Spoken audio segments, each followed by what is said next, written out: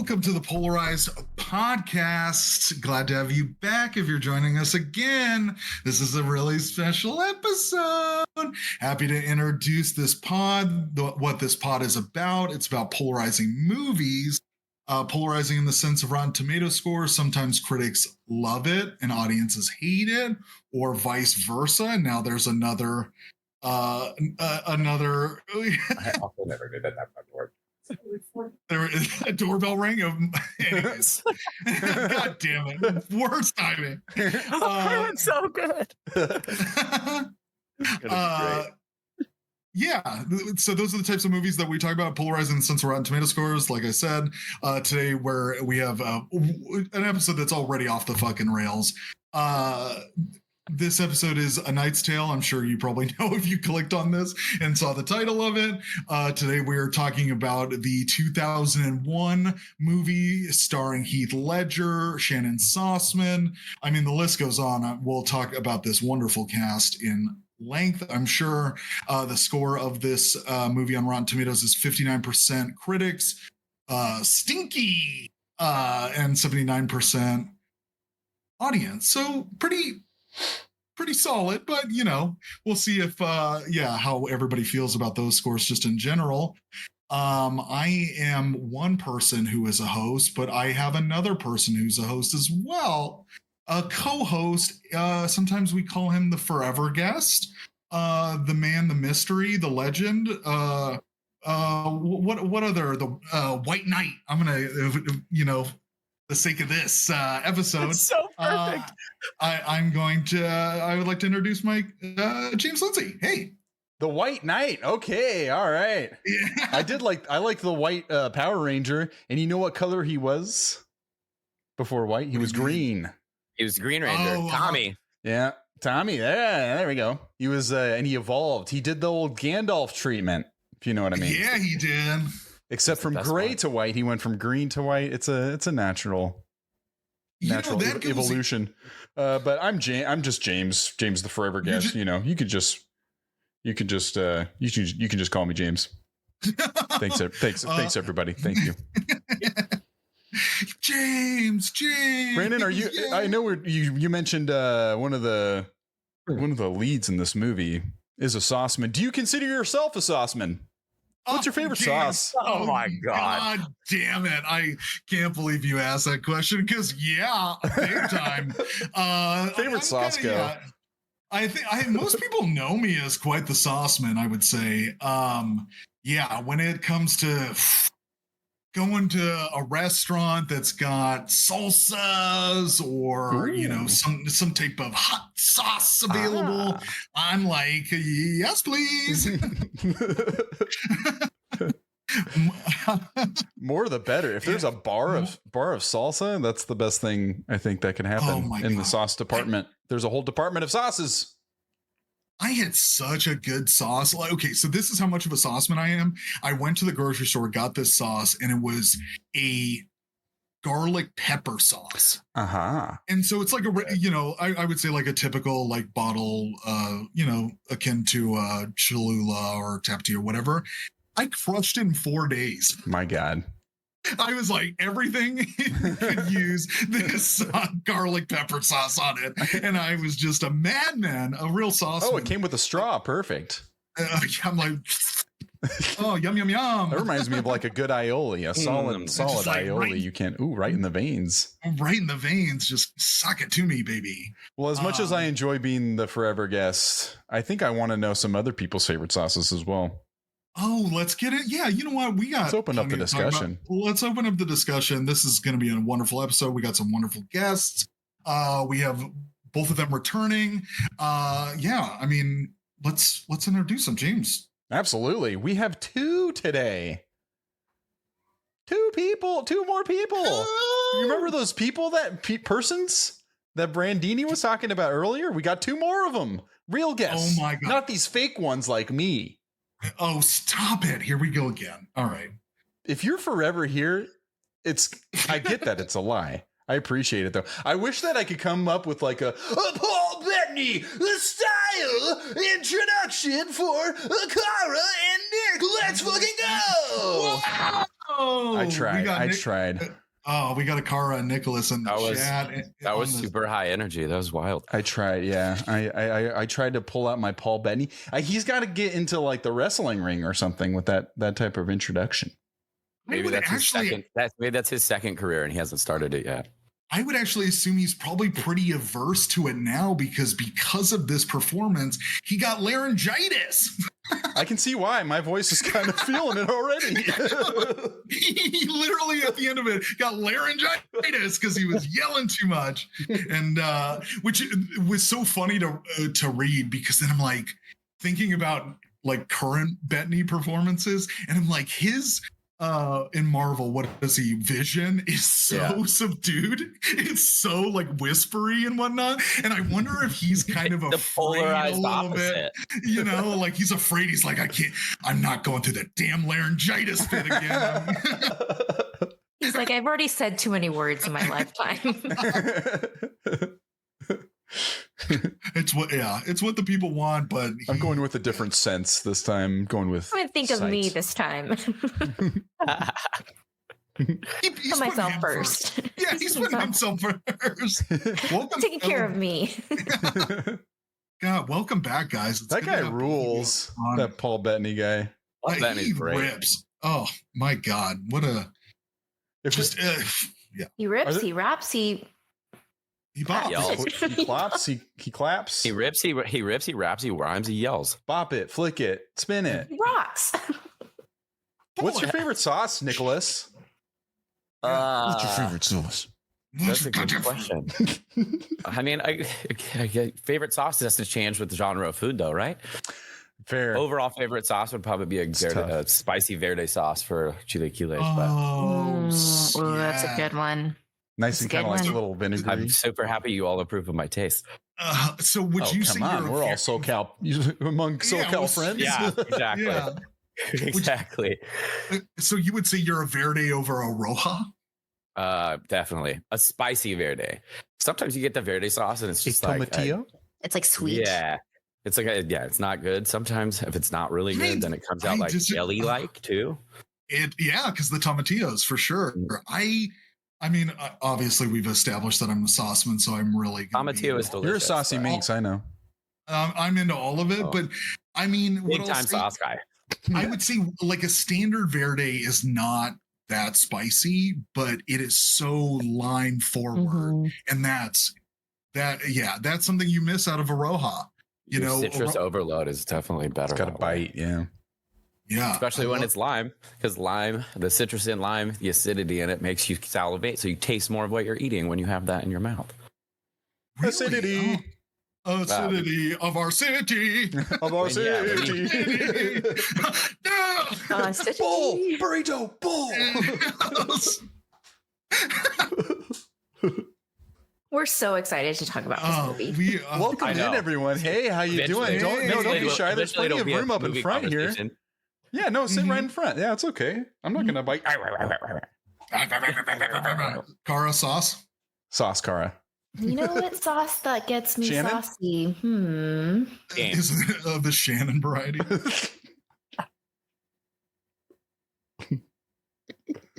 I mean, I'm a big sauce girl, but I can't think of a single sauce. Stop it. Okay, well, and a hummus, perhaps hummus counts. No. Well. When was the last time you had breakfast tacos? Like kimchi juice? I mean, come on. What about sriracha? That's juice, though. Yeah, I guess it'd be more. Yeah, it does say juice in the name, so I guess it can't be a sauce. Yeah. I guess like a spicy, what is it called? Like a spicy marinara sauce. Yummy. Oh, okay. When was the last time you had pasta? It's been a while. I don't know. Really? Oh, interesting. Okay. Yeah. We had pasta. We went and visited Michelle, my sister, and had pasta. Oh, yeah. We did some angel, just like classic angel hair. That was really good. Oh, that's how Brandon feels all the time. Angel hair pasta. Yeah. I haven't told James this story about at Coachella. Oh, great. At the end of the night, we all asked ourselves, what kind of pasta are we? And I said an angel hair pasta. I thought she was asking. I thought they were asking us, what kind of noodle do you feel like right now? Right? It was bodily Bodily, I felt like just cooked pasta. That was How did you on the describe plate, it? on the plate without sauce. A little overcooked, or you're perfectly al dente? Were you a little more He was overcooked. Overcooked for sure. Overcooked for sure. Yeah, he was like, and there's a lot of pasta water. Just slobber. Wait, someone broke the noodles before they put me in. Just wet noodle. If he was a penne, it would be the pennes are like breaking at the ends. Yeah, the frayed edges. That's definitely a good description. What did you say though? That was my answer. So I was a wet noodle I was a wet spaghetti noodle that had just come out of being boiled and was on the plate without sauce. Yeah. So I was drying out. I feel like really that's fast. like the kind of where sauce shines in a big way is pasta. That's such like a center part of the dish of like, you can really just have noodles and sauce and call it a day and be all right. So, I mean, that's a nice one for like front and center rather than just like just a condiment. It's like, you know what? The spotlight's on that sauce. Oh, what are you going to say, Brandon? You like dry noodles? No, I was just going to say I like noodles without sauce too. Well, like very similar to that and some cheese. Would be sauce. Like curry in my mind is also just a sauce and a starch. So much flavor. And that's fine. You know, it's one of those things. If you put stuff into the sauce, great, but curry and rice. You got your coconut curries. You got. Or I mean, some people dip like their French fries into curry. Oh, like a poutine curry sauce. Sounds like I had that the other day. I'm gonna try the next time I do that. Oh well, shit, we gotta go. So I had that the other day at by me. There's this place called Shakespeare's Pub, and they have French Shakespeare. That's the Man United bar. It is. Did you see Paul? Well, that's exactly I'm sorry, Chaucer. Yes, Chaucer. Which, man, I had no idea about like that being a real person and what the kind of. I was like, he's definitely a real person. There he is. I still have it from high school. Tales. Oh, that's like, that's like. I was like, I think I still have it, and I found it. That's my sophomore year of high school right there. I remember jack shit, but yeah, you can see Knight's Tale is the very first. I remember nothing. Yeah, I remember nothing. It's amazing though, just flipping through it, how it is, you know. And this is coming from Knight's Tale is the very first myself, but it's like, wow, all of this rhymes. Oh, that's awesome! All the way, that's crazy. This guy made this rhyme all the way through. It's called The Knight's Tale, and it rhymes the entire story. Yeah, man, it's nuts. Oh man, The Knight's Tale. That's Stories awesome. of old have made it known to us that there was once a duke called Theseus, ruler of Athens, lord and governor, and in his time so great a conqueror. There was none mightier beneath the sun, and many a rich country he had won. And it goes for pages. For pages. I was going to say, that looked like it was a long story. They had a lot of time back then. They did. They didn't even know They had a lot of time. Now we have no time. Yeah, no time to rhyme. Yeah. Oh, your turn. Lay it down, my man. All right. That is the energy of this movie, isn't it, though? I mean, what we're this just is like, going to be a great episode. What was that? Yeah. This is going to be a great episode. Too late. Before we Goulet, before we get into the movie proper, let's hear some personal anecdotes about connections to this movie from the two of you. I'd love to hear if you have a history with it. I think Nick definitely does, but yeah. Okay, I'll go first. Like, give car time to think about it. Like I was saying earlier, every time we're together as a family, like now, because when we were growing up and the movie came out and it was on TV like every day, it's like one of those movies you always can watch. But we watched that movie as a family probably like 50 times.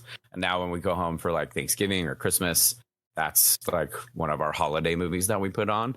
It's my brother's favorite movie because he's naming his baby boy William after the character. Oh, wow. That's right. That's how we started this. I forgot. Yeah. My brother's name.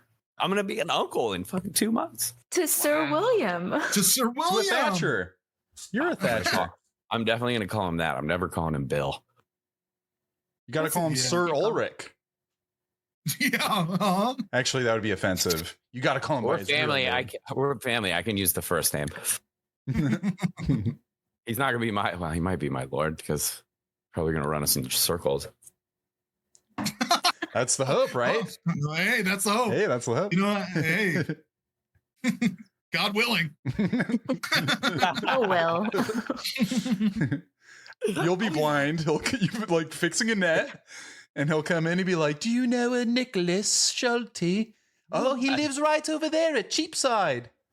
And they'll come in, and there'll be Nick with the net, and then William will come and hang out with old Nick Schulte and the net maker. He's blind at that point, and it's just one of those. Yes. Oh, I'll fix the leak. He won. I'm making a net or something. Yeah, making that fishing net. Making that fishing net. Come back tomorrow. I'm almost done. It'll be ready tomorrow. Nick, See, you nailed it. You nailed that. You nailed it. I've not seen this movie way too many times. Hello, Hollywood. Oh yeah, see, Brandon's got this direct line to Hollywood. If you ever need Oh my it. God, that's so much better. He Last pulled time out that picked red up his phone. It was a direct line to the police. So at least he's calling. That's a different Hollywood color. That's a different color phone. Direct line to Cheapside. Oh, We're sending you his back. different burger. God, I want to watch like a Wire type show that just takes place in Cheapside. Oh my God, there's a ton of storylines that you can follow there. I can say this now. One of the reviews I was pulling up for later was from David Sims' Letterbox review, and it was something to the effect of like, give me a like first person mode on Jeffrey Chaucer in this movie, just like a first person camera on just his life walking around. Because yeah, I could just watch Paul Bettany just origin story as oh sorry, Nick's taking a call. Sorry, what I was saying was just uninteresting. He's got this big Cheapside's calling. He's got to go back. It's a Thatcher life for me. All right, bye. The audacity. Wow. God forbid you take the call after. It was work related. Nobody can do anything when I'm not there. Hey, if we're out of this beer, we're not out of the beer. I just saw the 2 kegs in the fridge yesterday. There's no way we went through them. Oh, okay, cool. I see you now. Oh, Yeah, That's do a it, Thatcher life. bye. You're probably right. I could have taken that call later, but you know what? I quit. I'm a professional podcaster now. yeah, this is way more enjoyable than my job. So You know what I love about this movie is that they didn't have phones back then to interrupt. God, it's so true. Man, they were just living in the Sorry, moment. Cara. Oh my God. Wow. Living in the moment. What's that like? Oh, I should just be wearing my I'm sorry bucket hat. Yeah, you should all the time. yeah. Well, I want to hear Cara, if you have any history with Knight's Tale. I know you're a big fan of 10 Things I Hate About You with Heath Ledger. Mm-hmm. Do you remember seeing that movie beforehand at all? And do you have any memory of seeing Knight's Tale itself? Yes, I did watch 10 Things I Hate About You. I don't know if I at the time realized I must have known it was the same guy. It didn't really faze me. Mm-hmm. But I don't have like a big history with it. I just remember loving it so much. And it was like one of those movies that would play on TV all the time. And I would watch it every time it was on. And I think it was kind of also one of the first movies that made me fall in love with like medieval costumes and just that whole world. Like I remember being excited even as a young kid, like I want to go to the Renaissance Fair because of that. And so it was just an introduction to medieval stuff on TV for me, at least, you know? So definitely feels like a Renaissance Fair energy in this movie. Absolutely. And it's mainly focused with the trappings of just what you would see at a Renaissance Fair. It doesn't go venture out much further than that. It's also not beholden to being like period specific. Yeah, it was fun. You know, it's super approachable. Yeah, it was interesting to hear it's a feel good fun film. The director's relationship to the music, because the music plays a big part, and how his idea of it was he wanted to put music that would elicit the same response that music of the time would. Mm-hmm. So obviously in that time it wouldn't been Queen and all of that stuff, but it would have elicited the same type of like, wow, here we go. This is just, it's a great idea, and it's like almost overused at this point in time, where at the time it was more of a novel concept, I think, of like mashing those two together in like a, in the medieval time sort of way. I would try to think of other examples. I think like, the cool music in Pulp Fiction was a start, but like, I'm almost thinking of like when Black Knight came out, that was another one that was like trying to modern, or Kate and Leopold, is that, or like Blast from the Past, or like Romeo certain and things Juliet. like Romeo and Juliet is a great, that's a great stylistic comparison for sure. And bringing that, just huge modern sensibility in visuals and music. Because Romeo and Juliet was such a fucking massive movie. Big time. And soundtracks at this time in general. Mm-hmm. Totally, yeah. Because if you were to think about music at the time, it's very much people are like into charts. There's places you could go that would feature like, here are the top artists in the front when you walk in, and everybody's really starting to get into, like CDs and exchanging music. And so it was this having like a combination. And music videos too, which this movie definitely plays like a music video a lot of times, which, again, I think this movie is really smart to not be beholden to needing to be up its own butt, and like it has to be period specific. And this dry, and like just sometimes they're so like dramatic and heavy, period pieces, and so this is just lighthearted and fun, but you can still experience watching a period piece, like in the scene where they're coming back into town for his first time, and the boys are back in town. Oh my god! Oh my god! That was after the like saddest moment in the movie too. In my mind, was like I was actually getting emotional as well, because that's when it's doing the flashback of his father leaving him, and then it cuts right back to him, and like Heath was like wiping away tears, and he's such a great actor because you can see it, like the pain and everything, but they're all like, "Hey, it's London! The boys are back in town!" Like, oh, cool! It's awesome, man. Yeah, let's just keep on having fun. And it hangs on that for a second, but your guys are so right that it skates above the surface of those things in a way that a sports movie would. This movie essentially is a sports movie where jousting is the sport, is your sport, and that's what it's concerned with more than anything. Like there's an actual war being fought by our nemesis. And you hear how his methodry is very cruel and everything, but that you get a brief moment of that, but then it's just him looking at the stats, reading like all the stats of the jousters, because they have so many shields. Because he's like, Ulrich. The shield and the insignia, if I can say one thing, and we watched a couple deleted scenes earlier, and there was like multiple scenes about the making of that insignia, and they're hanging out by the campfire, and he's like, oh, it should be a phoenix like rising from the ashes, and then Wart's like, oh, it should be a lion because lions are cool, and they're like, nah, lions are overused.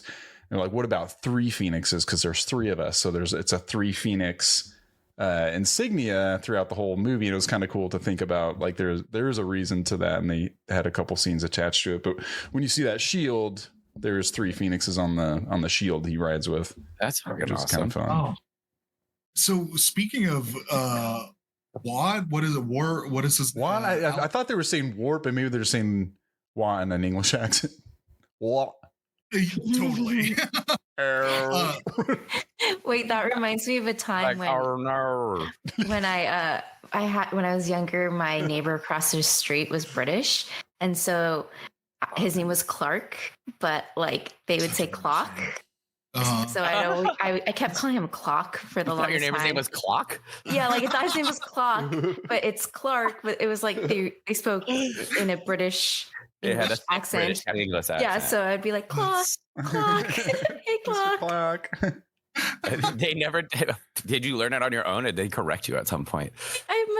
They must have corrected me at some point because I remember realizing that it was wrong. But yeah, I did call him Clock. He's like, that little girl that calls me Clock. She's so cute. Yeah, right. You're not going to correct a little girl being like, this little Korean girl. Whatever. I don't give a shit. Like, oh, it's can I talk to you for a second? It's her baby mind. Yeah. Yeah. Yep. Do you have a minute? Can I pull you aside? Can I pull you aside? Yeah. Could you imagine? So you've been calling me. You've been calling me Clock, and it's very weird. And I don't understand what your problem is with me, but it's Clark. Yeah. What's your fucking problem? Yeah. Oh man. Wow. Yeah, I mean, but if I can share like my brief story with like this movie was just see my aunt and I would go see movies together, and I think she saw that this was a movie that she would be interested in, saw that it would be a movie for boys. Definitely this movie was like targeted not to be like, but it was just like the action and a young boy at that time for medieval times and swords and and all that sort of thing. It just looked really cool with all the music and rock and roll, and that was something that she took me to, had a great time. And I think the music, while a lot of it as it plays now is like very stereotypical, like what an obvious song choice. Yeah. Boys are back in town and like taking care of business. And those things are like kind of like we will rock you. We will rock you. Or kind of like his first joust. The dying light of I think those kind of songs being effective in being able to do like montages and things like that with these kind of songs and get away with it. Like I'm too sexy for my, you just can't do an I'm too sexy montage anymore. And I feel like this is kind of the waning era of those kind of songs, but also I think it's just emblematic, or like it's kind of like what's to come in other movies where record scratch sort of dropping famous songs are almost abused in some movies nowadays, like the first Suicide Squad, where it's just you use that as like an excuse as to not applying any sort of plot development or character to anybody. You just like play a song and just like, oh yeah, that's you get what's happening here, which can be good, but when it's overused it can be ineffective. And the way that this movie uses it is awesome to combine a modern sports movie with medieval times is a blast. And I did not realize until watching it today, I've seen this movie many times, I feel like too, that it's almost 2.5 hours long. It's 2 hours, 12 minutes. It doesn't really feel like it. I just kind of blows by a little bit. I always feel like it's such a short movie. I disagree. I agree. But that's why, because we're having so much fun and it flies by so quickly. Where do you think it drags the most, Brandon? It drags when it's all about the bad guy. What is his name? Rufus, Count, and him. I don't know. He's trying to figure out Count Fucktard. Count Fucktard. Let's call him that. Perfect. He's trying to expose William. That Count Adamar. Rufus. There you go. And then, there's, I would say, like a little bit past half point, it drags and then it picks back up again towards the end. But a lot of that too is just the way that it's edited and the way that it's shot. Is there's a lot of time I felt like that was spent just like, let's go, we get it, we get what's happening, like let's get back to it. Like how much what really dragged for me was when he is not winning for Shannon Sossman, which I really, really want to talk about, because that whole thing and concept is really crazy. That dragged a lot because it's just a lot of like him on the horse and just getting hit over and over again. And I really could have used, like, instead of the silly, I would argue, text in the beginning of the movie, very beginning, where it describes the night is over the hill, which I immediately was like, that's so funny that they're just describing him as being over the hill and all that. Like, I would say I needed more understanding of what the rules of jousting are. Because there was a lot of this movie where I'm like, why is he able to just be on the horse and take this? Or what is up with him ends up being the prince or king or whatever, and then like staying, we're gonna like not forfeit, but like draw. There's just a lot of. I think there could have been jousting info I needed, like a little bit more of the live update sort of thing. Like that's where like an announcer in a sports movie would be nice. Or like, it looks like he's up 2-0. What is he doing? It looks like he's just sitting there, not doing anything. He looks like he's going to take it. That's completely legal because of such and such. But the only thing that's really said is by Count Adolfo, where he's rolls up to Sossman and he's like, oh, do you know the rules? She's like, oh, I don't quite understand. He's like, well, let me mansplain them to you. And he sits down and does a brief little like whatever, like what is it, 1 flag for a hit, 2 flags or something if like a helmet gets knocked off, or 1 for a broken lance, 2 for 3 for unhorsing him, 2 for the helmet. Yeah.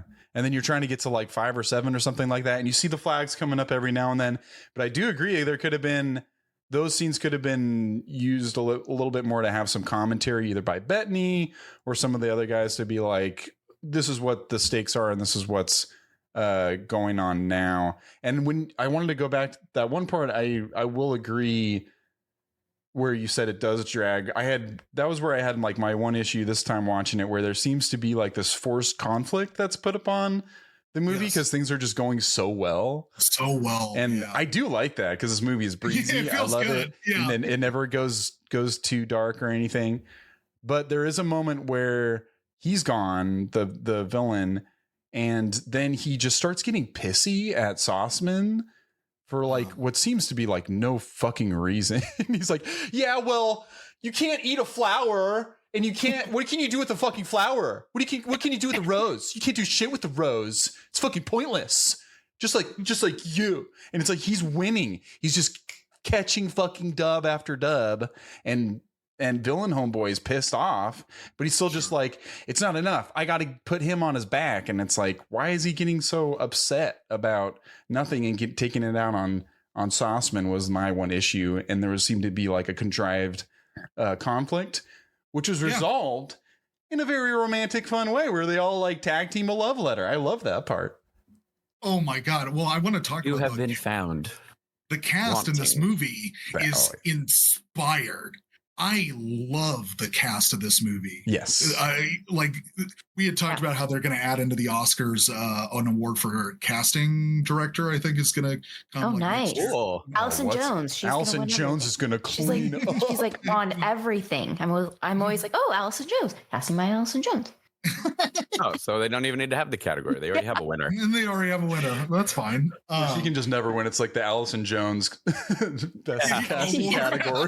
Allison Jones award. Allison Jones. The best Allison Jones goes to. But yeah, the casting in this movie is fucking inspired. Impeccable. Great. I love the choice of Alan Tudyk. I love the choice of Mark Addy. Like, those are such great fucking characters. And also, too, I was always like really just pleasantly surprised by the size of Mark Addy. So that would be Roland, the guy who plays King Robert. King Robert in Game of Thrones. Oh, yeah. Yeah. I forgot. I knew he was familiar. I forgot he was in Game of Thrones. Or Fred Flintstone at a point. Really? Did he go to Vegas? Is it that one? He went to Vegas. Oh, he went to Vegas. Viva Rock Vegas. Fuck. Okay, I never saw that. He went to Vegas. I'm like, that's Shirley Goodman is the first one. The first one is Goodman, but yeah. Yabba dabba do. God, I'm not gonna say that. I told Nick a joke. I'm not gonna say it. It's don't tell that one. Well, now I have to. It's or so you don't. I won't. Just kidding. I'm kidding. Please share. Do tell. It's not my joke. It's from the Black Women Comedy Show or Sketch Show is the name of it. And there's this one joke that like keeled me over because it just has such a good punchline and twist to it, where they're all sitting around and they're talking about like love interests and just sex in general. And one of the girls was like, he had a Fred Flintstone dick. And so at first you're like, immediately you're like, oh, so he has a dick that's like kind of like a rock. But then then very quickly she's like, it takes feet to get started. No. It's a living. Which is such a funny joke. But I was so pleasantly surprised by the Mark Addy. But seriously. Let's get back. But on a serious note. Fred Flintstone dick.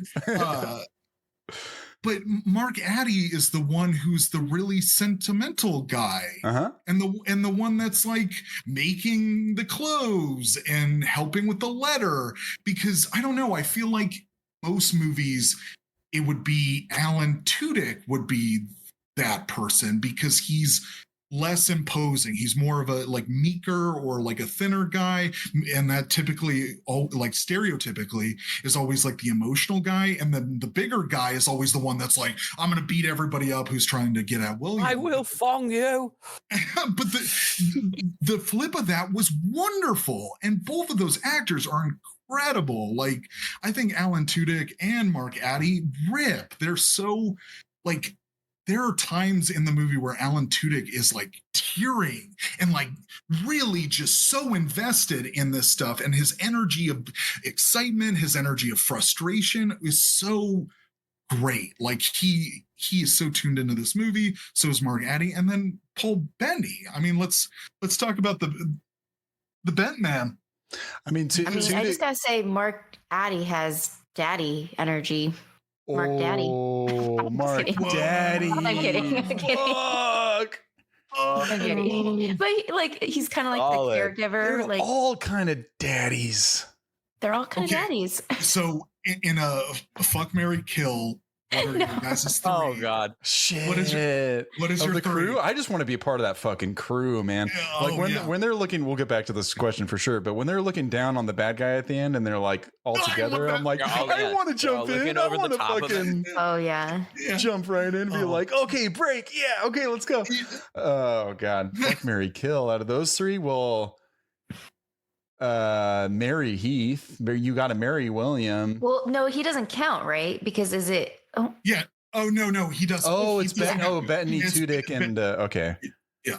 Shit. Okay, well, wait, sorry. Marry, King Robert. Okay. Fuck Bettany, and I'm sorry, Tudyk, but he married Daddy. Okay. Because Tudyk is combative. He wants to fight, so let's fucking go, and then I'm gonna kill him, and then I'm gonna marry Daddy. Okay. You married Daddy. Mark Daddy. Yeah. and just bang. How about you, Kara? I'm gonna have to go with the same. Hell yeah. She already called him Daddy, so that's who she's marrying. That's a given. All right, you, Brandon.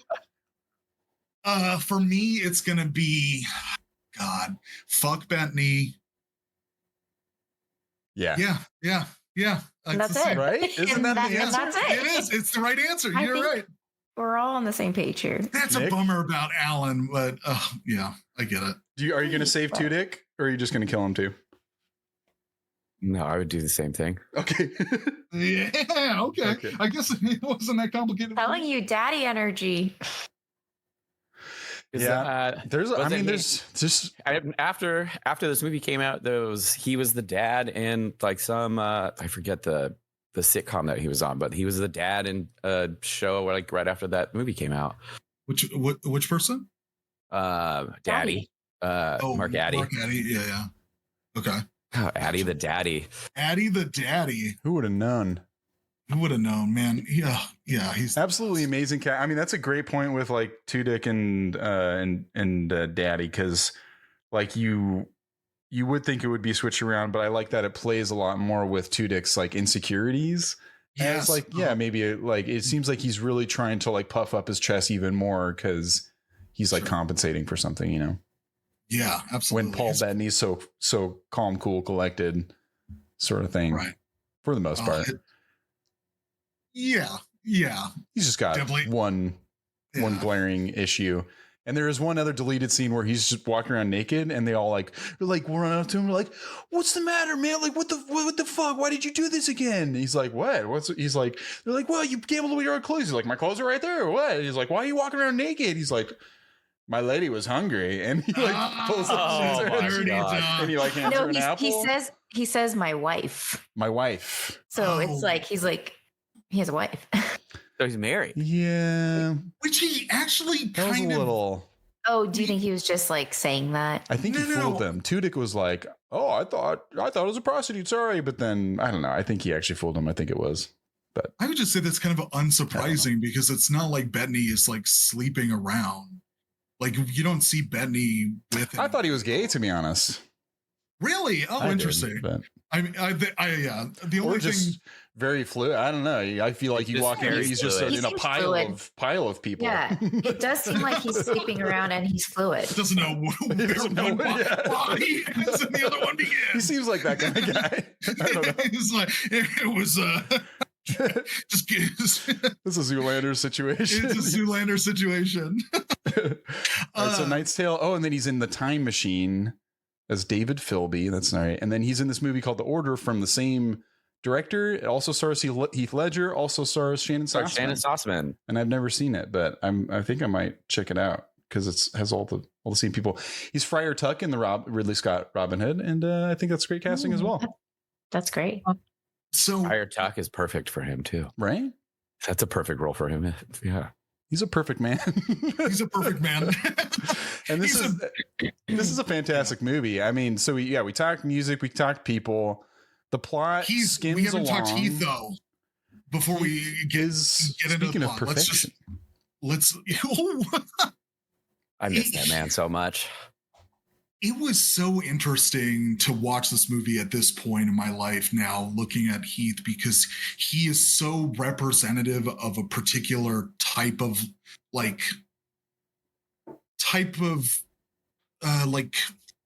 sex symbol almost, of that time, because now, lead actors and all of that, it's so much about like being really built, or they're so much more imposing.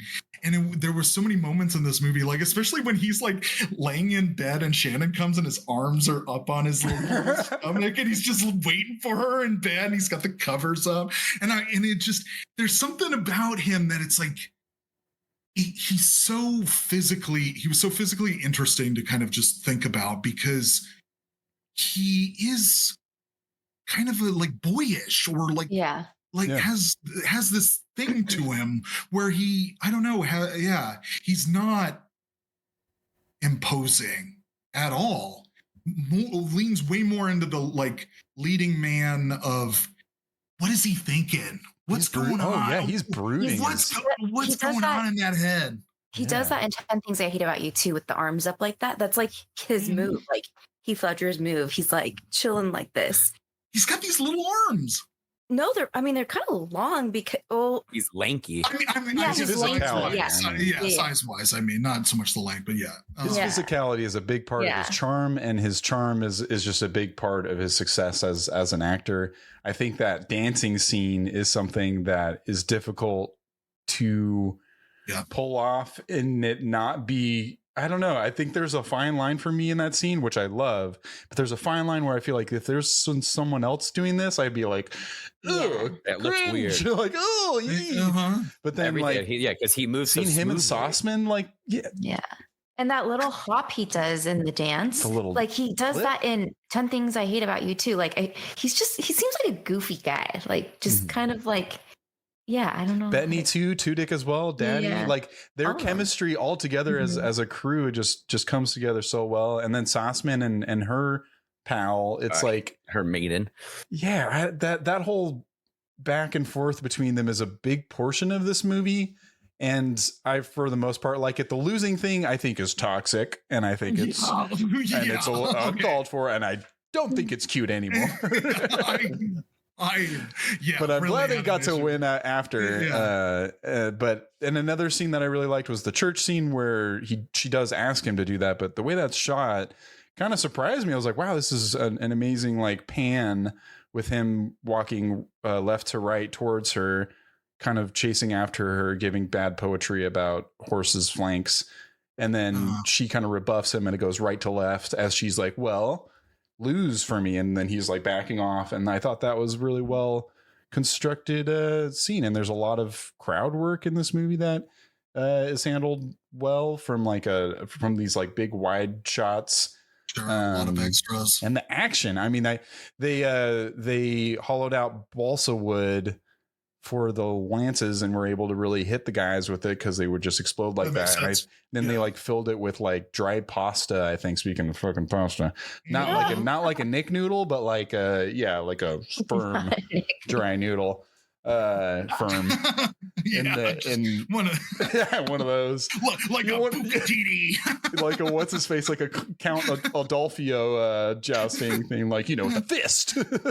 Oh my god, the fact that he just crumbled, that was so weird to me, that he was like, the person presented him this lance that was a spear, but then he disintegrated it before the fight. It was broken. It was a broken tip, so it almost seemed like proof of concept to him of like, okay, you bring me this broken lance, I'll take it, cover it with hard rock sugar or whatever she said it was, and paint it black, and then give it back to you as like proof of concept, and then you can give me a real one after. I don't know. But it does get the point across, I guess. I'm surprised he didn't poison that shit Gladiator style. Oh my god, could you imagine? Right. Also, too, it's one of those things where, not to nitpick, but like, where is the like kind of refereeing there, where it's like, like it goes to all the other characters and everybody's like, look, it's the pointed thing, and everybody recognizes, oh, this guy's, it's called a lance. Hello. Playing dirty, and then, but that's not well, it's also like that time frame, that time frame, everybody like the mindset is everybody has honor, right? They're gonna, when you're at war, you just stand and shooting people without killing them with their swords or whatever. But everybody in the ring is supposed to have, honor, and that what makes him like the extra villain, because he doesn't have honor. He fights dirty. Yeah, no, I get that, but then there's also a lot of time spent in this movie talking about, like, you need to be here at this certain time, you have to have these papers, and you have to have all these like requirements for stuff, and so it's like, well, okay, you get Bettany in there, man. They had a governing body, but they didn't have referees. Where Bettany shined was just like, oh, you need me to talk some people over, just like present the arms or whatever it is. But the obsession from the villain towards our guy William was funny at times this watch, because I just thought the obsession for him, and then for both of each other, and even when he was locked up, I thought they were gonna kiss at one point, because there's just like so much sexual tension.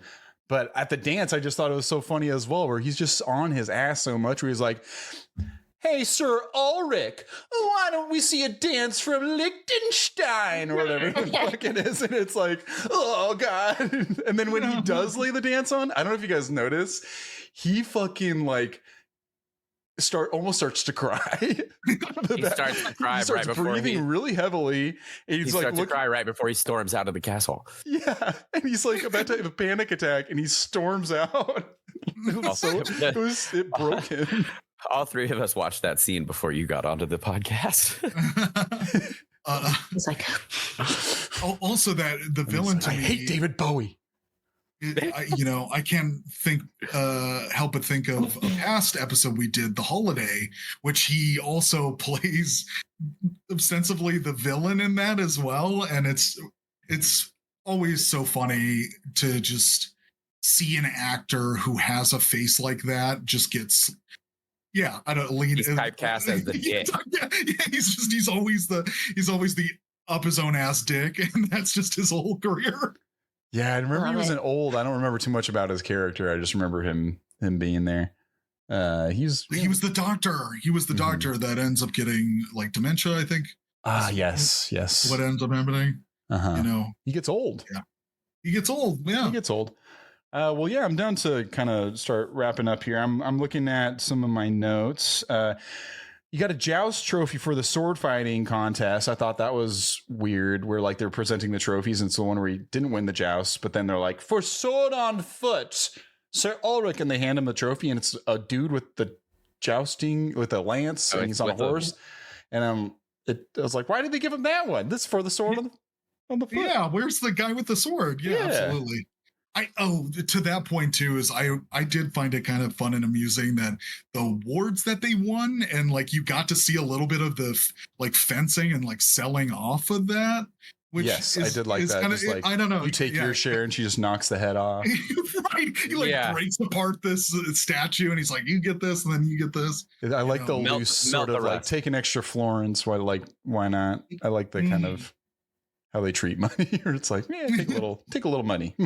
Yeah, well, here we go. And it's not money, it's like gold. Yeah. Florins, silver and gold florins. Because they mentioned they get like 15 silver for the first tournament. And then they like, I noticed this time, right? I haven't seen this movie too much. But Bettany is like, yeah, I own like 20 gold florins or some shit like that. And they're all like, what? Yeah. Tudyk's like about to rip his head off. There's the Nike symbol by the armor. I thought that was a fun touch. We haven't talked about her. Great. Excellent. Yeah. Excellent. You know what? And she also gets into this like side of the movie that I found really interesting is this movie has a lot of, I don't know, isn't so boy heavy. I think there is like a feminine sensibility to this movie that was really surprising. You know, like it's a romance. Yeah.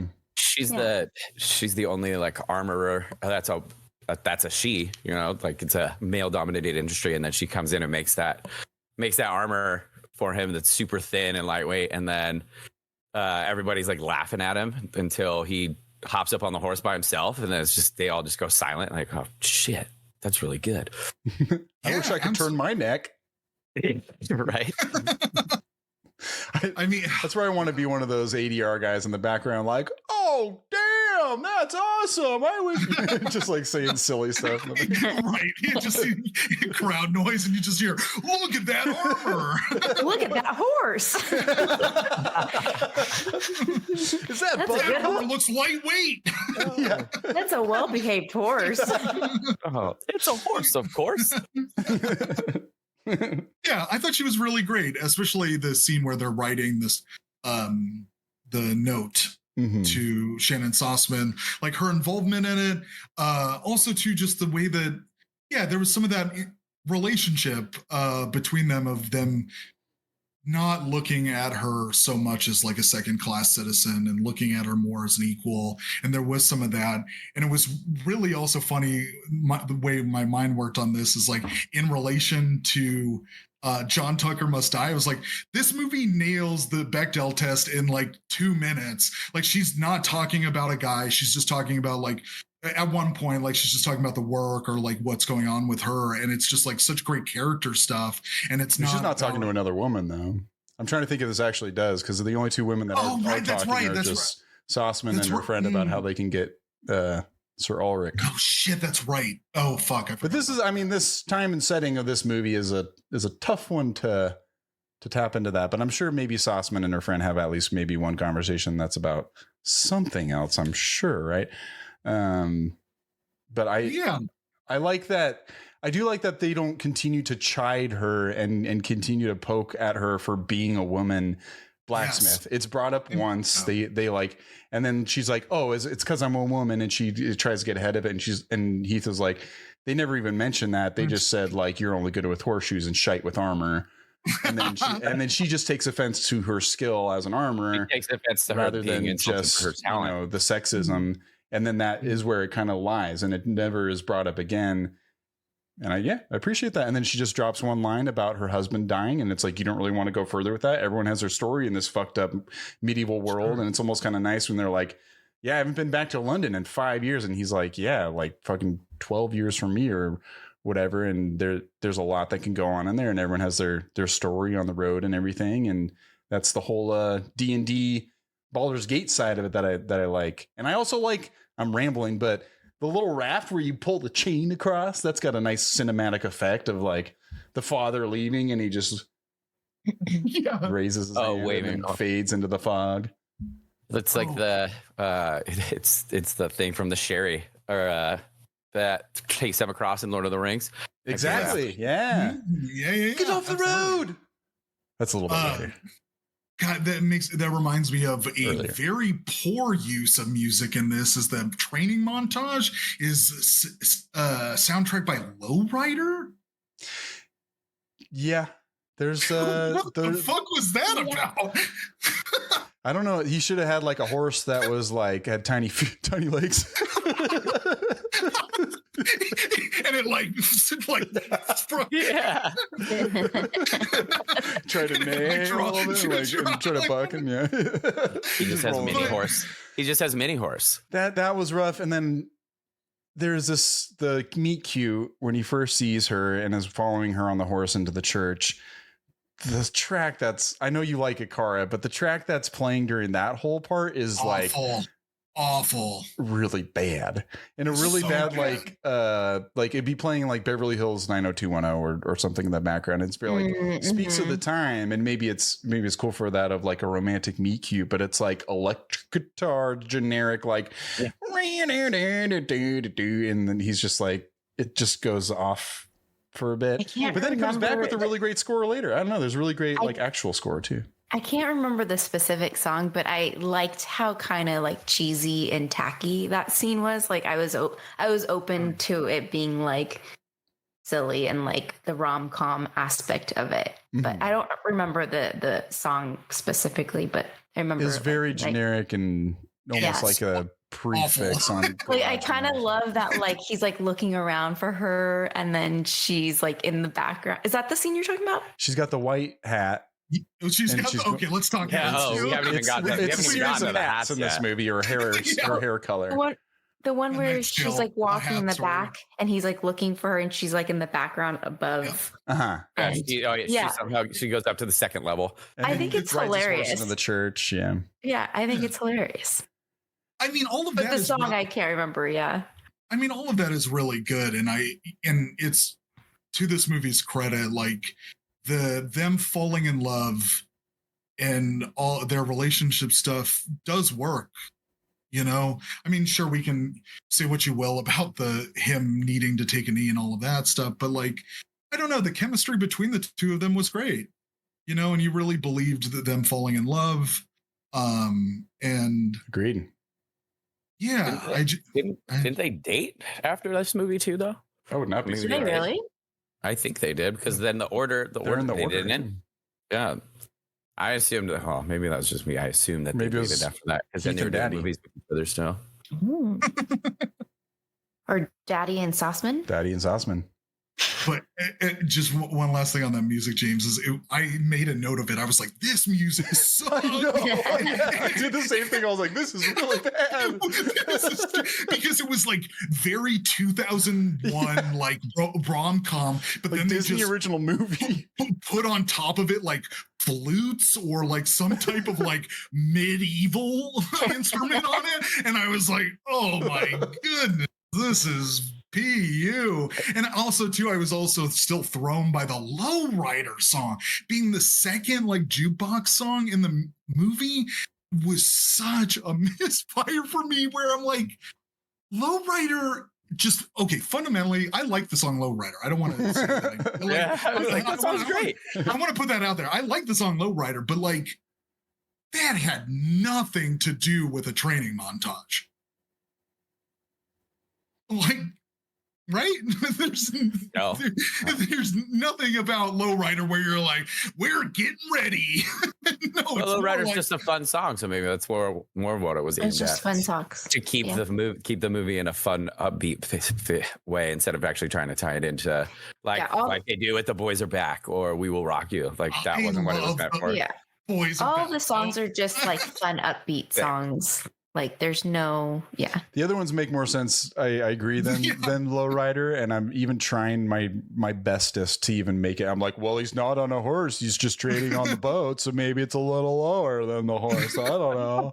He's on the boat. He's low riding on the boat into the hoop.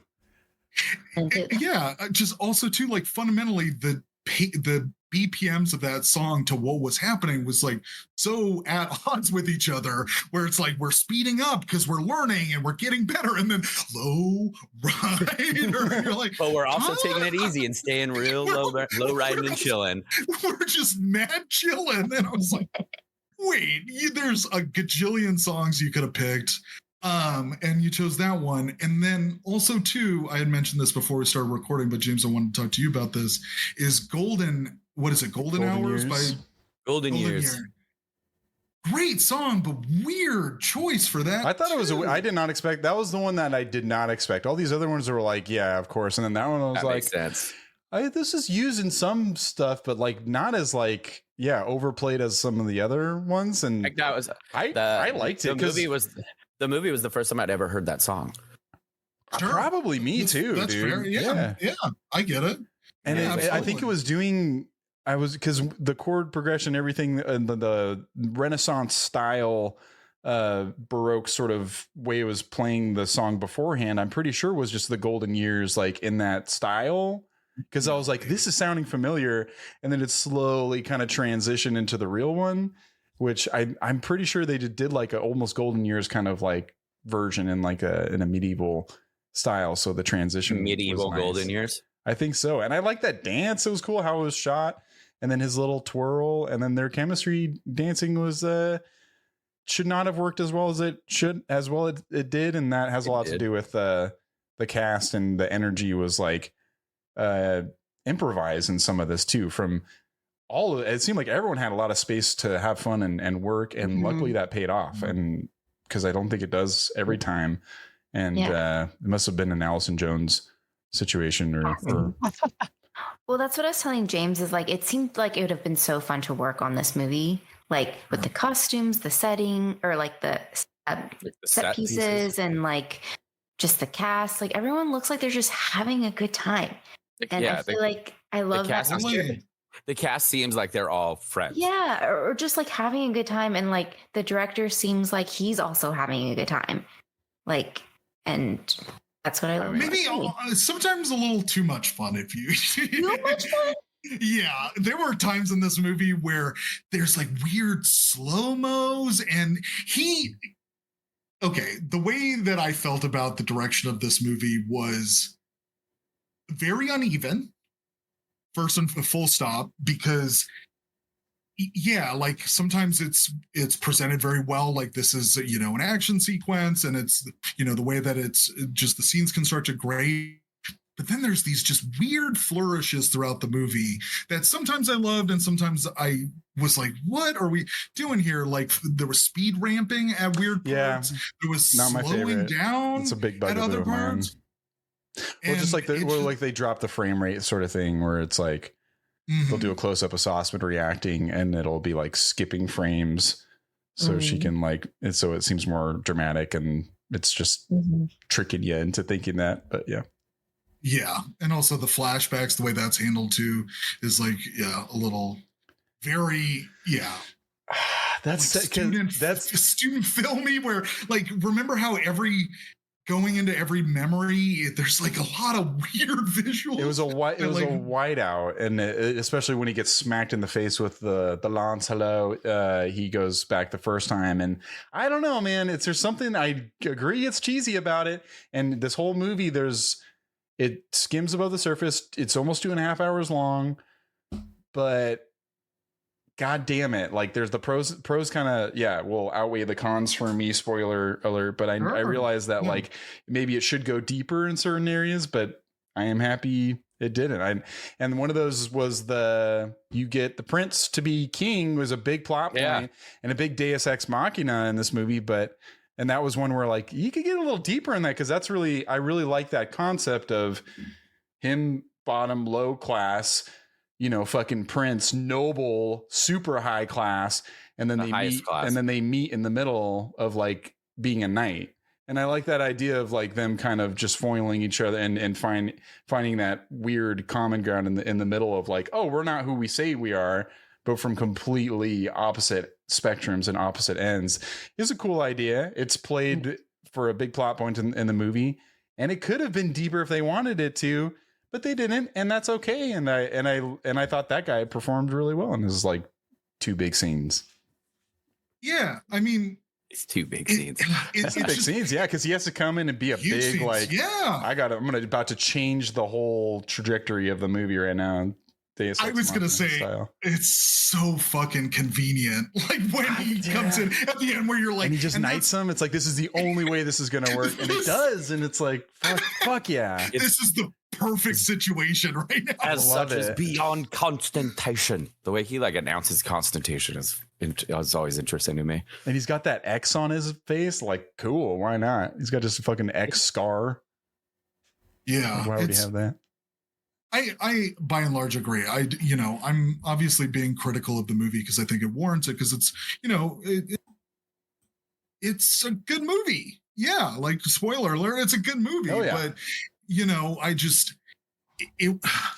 it is interesting how little in the movie gives a shit about like the inner workings of royalty for how much the movie is about being knighted. Like there's so little of like maybe some other ruling individuals like having conversations about that stuff, or just again the prince or whatever, like having some time spent to him being like what maybe a little bit of what he's doing or something to that effect, because it's just at that, I would just argue it's so light that it makes his, when he comes in at the end, so like, obviously convenient. Mm-hmm. And like, I like they do foreshadow and tease a little bit, but I agree that like him coming in to save the day is a lot to maybe reckon with for some people. But the tease is nice of him, like, for the whole forfeiting, and I won't line it out, but that whole lead up to it was a nice way to sense like, oh, I remember this guy, and then something's off, and the reveal is pretty cool. And my last note I think I would share would be Paul Bettany seeing Sauceman sneak into Lillian's tent, and he says, bed him well, my lady. Bed him well. It's such like a I don't know. Meme. Like it's a structure of a meme. It was like Mufasa, like looking from down to Simba, like yes, yes, good Simba. I really feel like Bettany had a lot of room to play in this. Agreed. Like I do really think that the director gave him like the opportunity to like kind of take it there. And and you can just tell, and that's what makes it so fun. Once again, it's like I'm watching these people have fun, and that's what makes it fun for me. Absolutely. Yeah. Yes. Full stop. Totally agree. So for so many people to pop in this movie, like he still kind of steals the show a little bit. Like somehow he still does it, but everybody fucking gets their chance to pop. Like every character has their moment, I think. And what an experience. And did you guys know that Heath Ledger was 21 when he did this? Wow. That makes sense. So like they kind of like that. I read a brief, like I skimmed a brief article of like the actor saying like he was kind of like the golden boy, like the baby, and sure. Also adds to the innocence of his boyish of what you're saying. His look. Yeah, his look in general. Yeah, it's again such a specific look where it's like this Southern California, I don't know. Surfer. He's from Australia, though. He's an Aussie. Yeah. So he's got the Gold Coast. Different. He's got the Gold Coast, but that beachy vibe to him. Really tan skin. His sun hair, sun blonde, like dirty blonde. Yeah, absolutely. He also has that. It's so mesmerizing. His face seems like so tight. Yes. On his. Yes, like his skin is so tight on his face. I know the way that his mouth opens. It seems like it's like really like having to like stretch through something. And his lips look like they're always dry. Like his skin looks like it's leathery. He probably just like grew up in the child. Yeah, exactly. Yeah, especially. I feel like every angle of him kind of looks like a different person almost too. It's weird. I don't know. Maybe I have face blindness for Heath Ledger sometimes, but like I feel like there's, depending on what angle you're looking at him, you can kind of just get a real different person Just Yeah. a lot of angles. I would say too, the bearded long hair Heath at the beginning, very cool look. Yeah, with the dreads. Yeah, the dreads. He's got that shitty looking beard. That was that beard was so terrible. But didn't you like how he looked like he had the exact same haircut as a child? Like he just had the same dreads. Like they just gave him the same wig. He's never had a different look his entire life. It just looked like a bigger. I love when like they just age someone up. It's like, yeah, it's a bigger version of him. Yeah, it's like a kid, but bigger now. He's wearing the same thing. He just kept the same thing on. It just grew with him. Well, great. Well, you guys, I'm just going to do some audiences critics reviews, our final scores. I feel like we're running a bit long, so we'll probably skip the game today. Sorry, folks. It's all good. I think we're hey, going life's a game. Life's a game. Do you guys want a break at all, or are we? Yes. Okay. Is that Car's new bumper sticker? Life's a game. Life's a game. Life's a game. Life's a game. I mean, it is a game. We'll be right back. A game. Play it. Okay. So what I have for you right now, Cara. So is Life's a game better than this? What I have for you is, I get it, but I just don't know. Yeah. No. Oh yeah. Is that exactly how I said that? Yeah. I get it, comma, but I just don't know. Yeah. I say it a lot. I get it, but it's a mantra. It's a mantra. Yeah, Israel's is wait, what? So Yeah. the fact that everyone has the exact same reaction means it's perfect for him. Yeah, that works. So is Life's a game better than I get it, but I just don't know? I think maybe. I get it, but I just don't know is more Kara in my mind. Okay. But Life's a Game is really great too. It's a really great one. I mean, mine is surprise acid is the best acid. So on that, we will be right back. Thank you, everyone. Oh, we paused. I said it earlier, but this time we'll be right back. James has you have such a good one. Like James said, we were on a break. I can cut it earlier, but I think that might be that might be a funnier point. That's even better. Surprise ass is the best at it. All right, we'll talk to you guys in 5 minutes. Wait, what's mine? Yeah, I want to hear James's. James's, they call me the hammer because I'm nailing it. I don't even remember when, why, and how. Wait, how do I pause this? I'm glad that it replaced I'm Farticus. I didn't want that to be permanent. I'm Farticus. That is a good That's bit, a good though. bumper sticker, though. That who smelt it, dealt it. I'm Spartacus. No, I'm Farticus. Anyway. I'm Farticus. We're like, who dealt it? I'm Farticus. It's a good bit. I'm Farticus. It's a good bit. Yeah, it's a good bit. That's a great bit.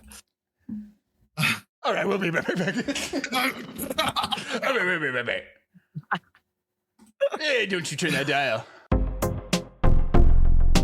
All right, we are back. Welcome back, everyone. It is review time. That's why we're here, polarizing reviews by audiences and critics alike on Rotten Tomatoes. The critics gave it a 59% rotten score, just barely rotten. That's what happens when you make a movie that's not good in the eyes of the critics. They give it a big old toot. If you make a good movie, they give you a fresh popcorn and a 79% from the audience. And I will probably be on that side. Spoiler alert. Released May 11th, 2001. Now I'm realizing this was around my birthday at that time. Maybe Jackie took me for my birthday. I always like going to see movies for my birthday. That's what I used to do. A lot of superhero movies always come out. And, except that birthday movies. When you went and saw Spider-Man 3. Hey, at least it was memorable. That's what I used to be so embarrassed by it now, but now I'm like, oh yeah, that's so funny that I dragged all those people to at midnight showing of that, and they all started getting mad at me when a midnight showing for Spider-Man 3. Ooh, yeah. Tobey Maguire started dancing down the street, and everyone's like, James. But then we were all like, we started laughing at certain parts. That movie's hilariously bad. It started to come out like where everyone was like, uh-oh. And then we just started to chuckle a bit. And then I felt the laughs start from our corner, which was the back right corner, and just emanate throughout the theater. And soon everyone was kind of just laughing at the movie. So that was a nice memory. We were all in the same boat by the end, but they are like, I'll never forgive you, James. And that was a nice present for my birthday of the people just being mad at me.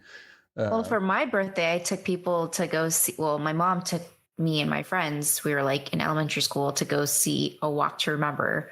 And so we were all crying. Yikes. Oh, heavy. Yeah, Damn. I don't know. So yours is probably better. Like the only one I remember going to see on my birthday and making my friends go to was James and the Giant Peach. Oh man, I should have done that one. Oh, man. I should have been your friend. I should eat a peach. God, I'm trying to think of a birthday movie for me. I can't think of one right now. James, you have summertime movie. Yeah, I would have been there. Yeah. If you did. I'm trying to think of a summertime flick. There's got to be a lot That of movies Brandon coming would out go June see. that Brandon would take the time to be like, that's what I'm gonna do for my birthday. Yeah. I don't know. We've definitely seen plenty of movies together. Yeah. There's been a lot of them. There's been movies on this very podcast where like, yeah, we saw that one. We saw this as children in movie theaters. We're children. We're children. We're children. We're adults. We have a podcast. Listen to us.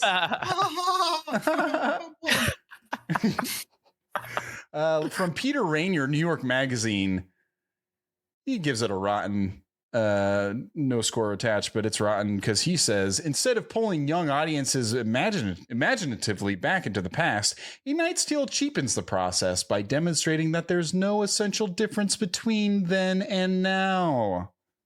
Did not like the combination of the modern with the medieval. Richard Schickel from which we loved. Richard Schickel, Time Magazine, a 3 out of 5. Not so bad, but not so good. The result is a half Python, half Ivanhoe, and not as much fun as either. Okay. Susan Losizna, USA Today, may please aficionados of oldie stations and extreme sports, but few others. So that Venn diagram of oldie stations and extreme sports is what this movie works for. Jeff Pevere, Toronto Star, basically a thrift store bin of borrowed ideas and careworn teen cliches.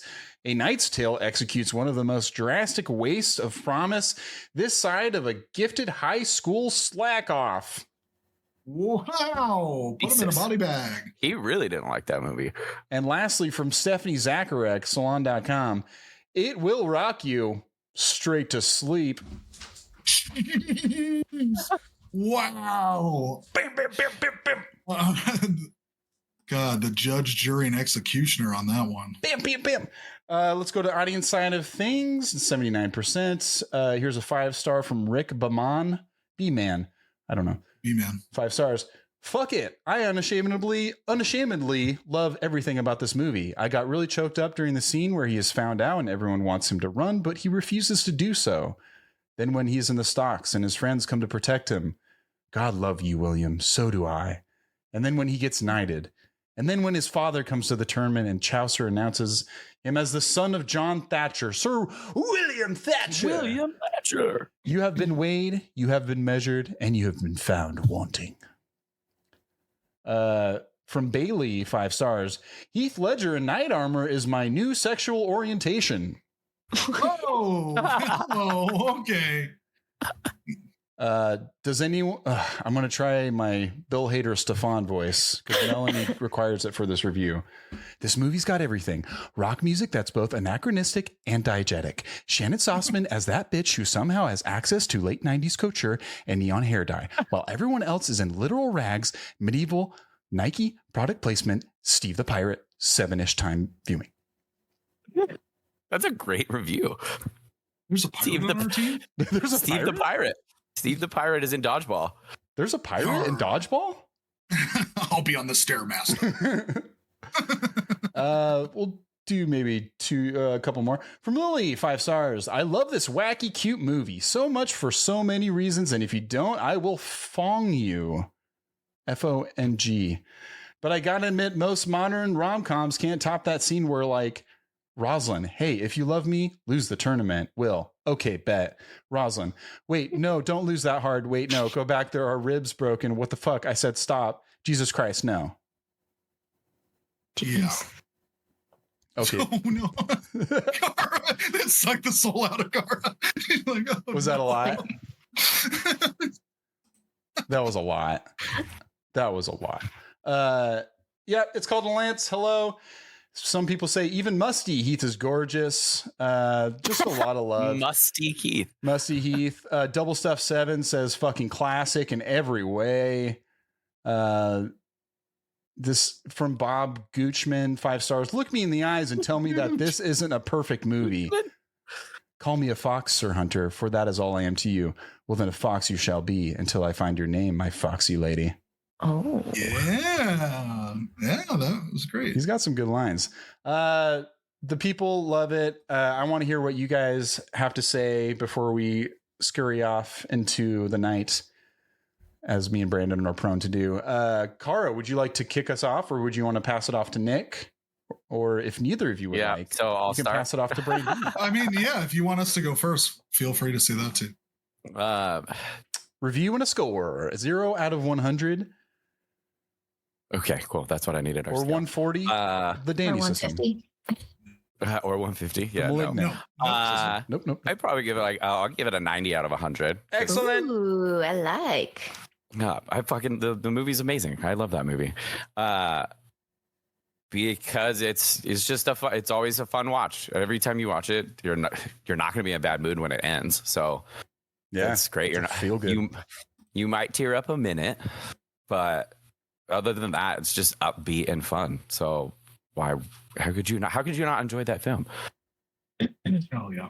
I love ending it on a question because it almost is like a call to action for the people. How could you not? And then it makes the people think. So think about that, people, as we move on to Kara. Do you want to go next, or do you want to go last? I mean, that's a great score. I'm trying to decide if I want to go higher or lower, but I feel like 90 is a pretty good score. Because if I go any lower, I wouldn't truly feel that way. Like, it is such a fun watch every time. And yeah, it's not perfect, but it's a perfectly good, feel-good movie. And I love the costumes. I love watching the set pieces. I love all the actors.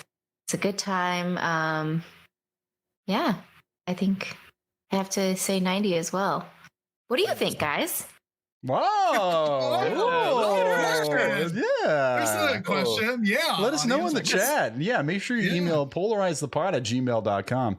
Brandini, what would you give it, baby? God, what would I give this? I mean, I really had a good time with it. It was just a little long, and a lot of the stuff was so like,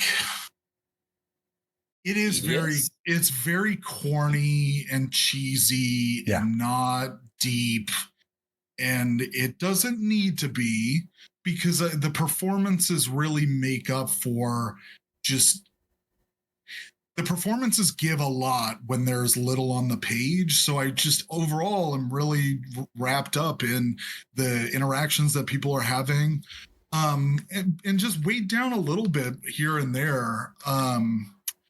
God, I really did enjoy this movie, and I would definitely recommend it to people. It's interesting because I don't have that like strong allegiance, having a history with this movie, but just seeing this for the pod, like, yeah, I had a great time.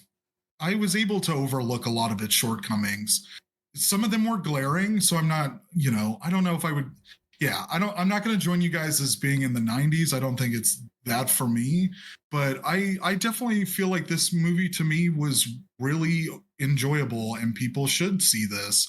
And because of that feeling that I have about the movie, I would give it probably 85 is actually not too far off, but yeah, I feel like an 85.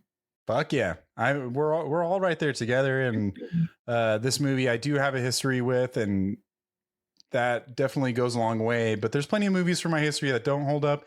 This movie holds the fuck up, and it, for a lot of reasons, it's great for if you want to pay full attention to, if you want a background sort of watch a million times and go on your phone, great for that too.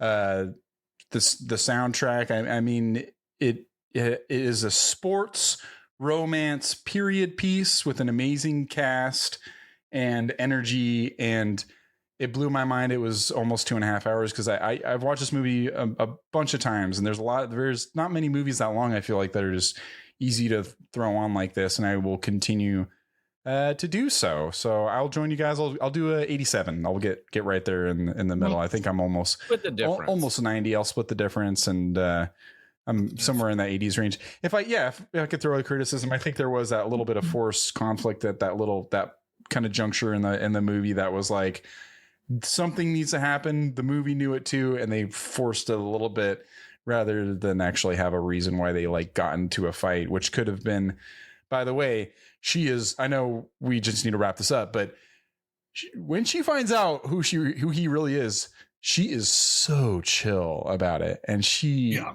could not care less, and very understanding. I do love that too, because it just doesn't waste time. It doesn't waste time on that, because there could have been a whole stretch of time of him trying very untoxic for her not to find out, and that could have been a big portion of the movie of like, we can't let her find out because she cares so much about propriety and class. Why would you want to be with someone who care about so much about that in the first place? So the fact that she doesn't care about it says more that like this is why they do hit it off, and they get together, and her friend goes with daddy, and happily ever after. Happily ever after for this episode. I think it's I have to say that what was 100% was, I'd give this a 100% score, is Paul Bettany's coats. Ooh. Oh. Those are pretty rad. Shit, coats and hats. Oh my God. I love a good coat with a 100% score for me. Yeah. 110, maybe 150. Hey now. If you say 153 times, Danny might show up, and you got. Hey, did someone pass Malignant? This has been a true pleasure per usual. This movie, if you haven't seen it, you've made it thus far, please go check it out. I'm glad that it's just held up in my esteem. You will not find it on Tubi because it dropped right after we watched it today. So that is kind of mind blowing, as we watched it last night and today it's gone. So good luck however you're going to watch it. But if you made it this far, you already did. And this is another one like in the Rush Hour 2s that are just always going to be rewatchable, always going to be. And Nick's kind of joined us for pretty much a lot of those like super. Oh no, you were supposed to be for Super Troopers, but you weren't no, there. I didn't. I was Grandma's boy. Roxbury. Can't wait to have you guys. Do you guys have anything else that you wanted to add, or we're all good to go? No.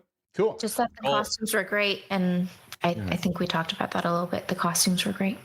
Yep. Absolutely agree. Sossman's outfits I was going through today, and it was hard to pick a favorite. I think the one with the white hat and the meet cute is such an interesting look. That reminds me almost of other outfits in our next movie. Is that little white the white hat outfit by Sossman? Okay. The next movie will be Darren Aronofsky's The Fountain, and there are many Rachel Weisz outfits that are like that. I'd say she is wearing a lot of white. He's wearing a lot of black. The symbolism is not subtle in some of the parts, but he's wearing a lot of black. She's wearing a lot of white. It's a movie that is near and dear to my heart, I'm already going to say, so I'm excited to talk about it. It's got a 53% by the critics. It's got a 74% by the audience. It's a little birthday movie for me. Brandon gave me the birthday setup, and I'm going to try to knock it out of the park here with a Fountain episode. We'll see what happens. We hope you guys join us. We hope you have enjoyed us for this very special ep with very special people. I've been your very special forever guest, Brandini, the co-hostess with the mostess.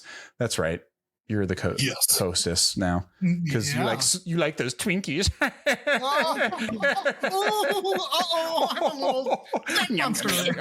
And I'm a big ding dong. If you want to reach us, PolarizedPod@gmail.com or streaming live twitch.tv/PolarizedPod. Rate, review, subscribe, Apple Podcasts. You would be our favorite person ever. If you do a little blurb or something in there too, that would be the best. We've been chugging along with this podcast, and we feel like we just are are enjoying ourselves a lot, and we want to keep it going. And we'd appreciate some feedback as well. We've been going long enough. I'm curious what people have to say out there about it. And thank you all. Bye. Bye-bye. Adios.